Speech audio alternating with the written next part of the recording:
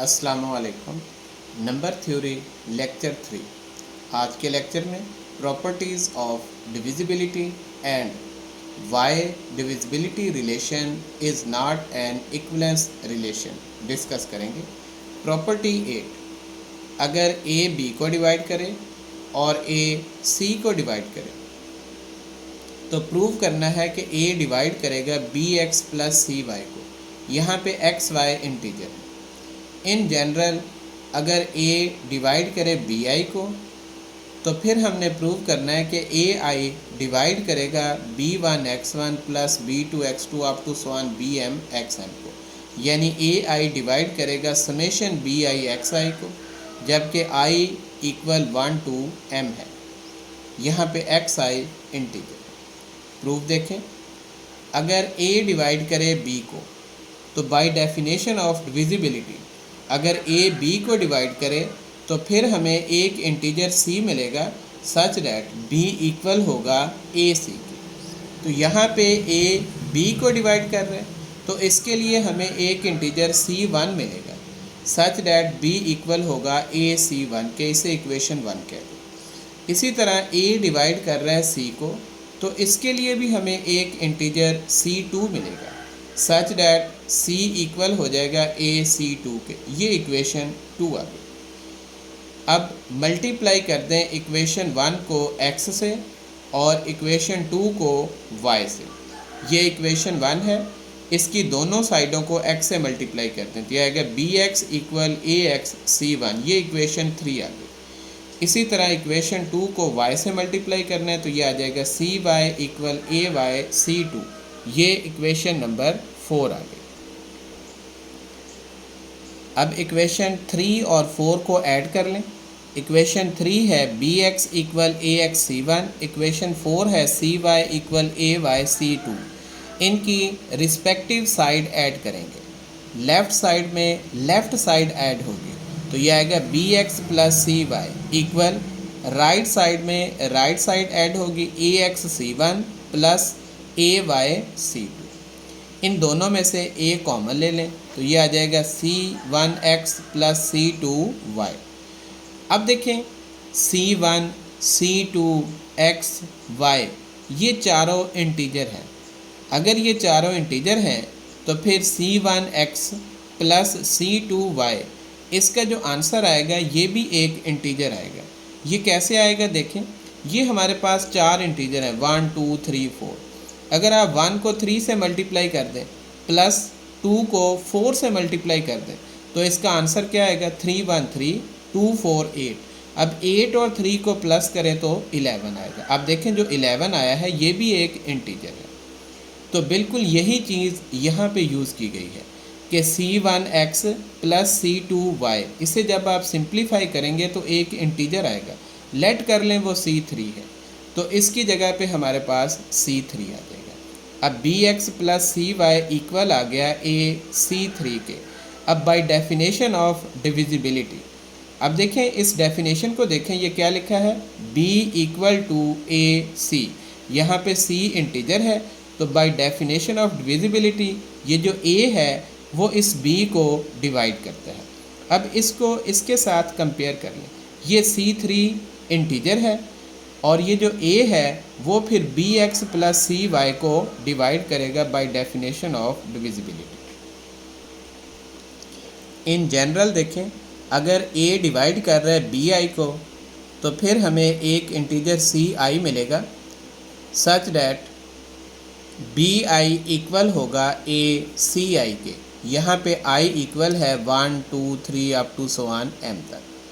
अब दोनों साइडों पे x i से मल्टीप्लाई कर दें तो ये आ जाएगा bi xi equal a ci xi।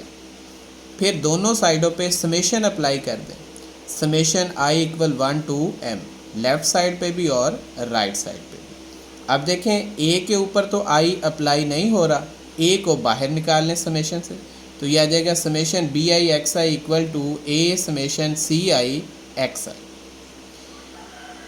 अब ये जो समेशन ci xi है ये क्या चीज़ है, ये c और x ये दोनों इंटीजर हैं और इनके प्रोडक्ट का हमने सम लिया है।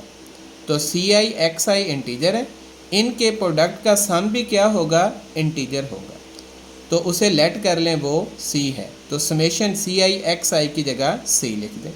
अब बाय डेफिनेशन ऑफ डिविजिबिलिटी ये सी इंटीजर है, तो ए क्या करेगा, वो इस summation B I X I को डिवाइड करेगा। आर ए डिवाइड्स, इस समेशन को ओपन कर दें तो ये आएगा A divides B one X one plus B two X two plus up to so one B M X N.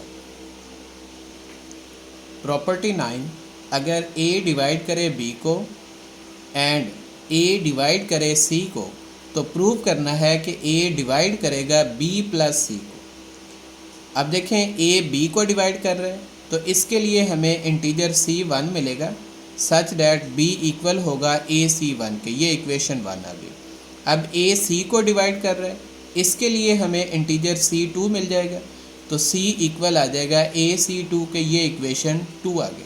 अब इक्वेशन 1 और 2 को ऐड कर लें, B plus C equal to A C one plus A C two. Right side से A common ले लें तो C one plus C two बच जाएगा।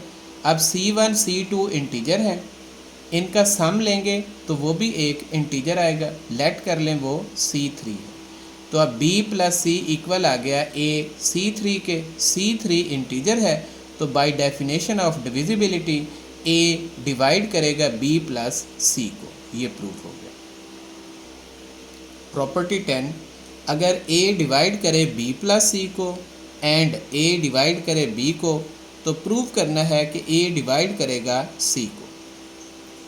अगर ए बी प्लस सी को डिवाइड कर रहा है, तो इसके लिए हमें इंटीजर सी वन मिलेगा such that B plus C equal to A C one, ये इक्वेशन 1 आ गई। अब ए डिवाइड कर रहा है बी को, तो इसके लिए इंटीजर सी टू मिलेगा such that B equal to A C two, ये इक्वेशन 2 आ गई।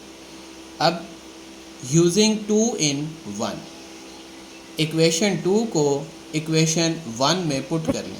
b की वैल्यू है AC2, इसे इक्वेशन 1 में b की जगह लिख लें, तो b की जगह आ गया AC2 प्लस ये वाला c as it is equal to AC1। अब AC2 को राइट साइड पे ला के माइनस कर लें, तो c इक्वल आएगा AC1 माइनस AC2। इसमें से a कॉमन ले लें तो बाकी बचेगा C1 माइनस C2। अब देखें C1 C2 इंटीजर है, तो इंटीजर का जो डिफरेंस है वो भी हमारे पास इंटीजर ही आएगा, लेट कर लें वो C3 है, तो C1 माइनस C2 की जगह C3 आ गया। अब C इक्वल है AC3 के, C3 इंटीजर है, by definition of divisibility A divide करेगा C को, ये प्रूव हो गया। नेक्स्ट है why divisibility relation is not an equivalence relation. Divisibility relation between integer is not an equivalence relation because for each a, b, c belong to integer।